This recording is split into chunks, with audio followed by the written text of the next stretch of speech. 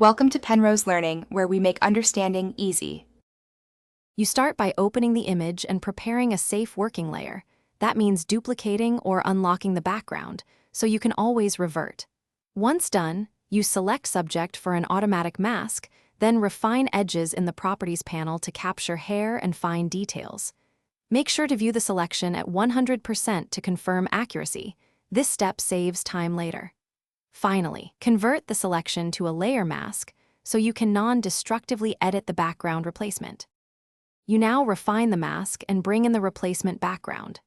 Enter Select and Mask to smooth, feather, and shift the edge until transitions look natural. Pay attention to hair and semi-transparent areas. Next, place the new background layer beneath the mask subject and use Free Transform to scale and position it for correct perspective. Make sure to match lighting and color by applying curves or color balance adjustments to either the subject or background, so they read as the same scene. Finish by integrating the subject with realistic shadows and highlights. You can paint soft shadows on a multiply layer with low opacity. Use Gaussian blur to soften edges, so the subject anchors to the new background. Then inspect edges for halos and use blend if sliders or refined layer masks to remove them.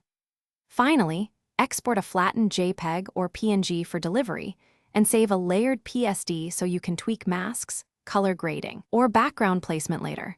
If seams persist, increase.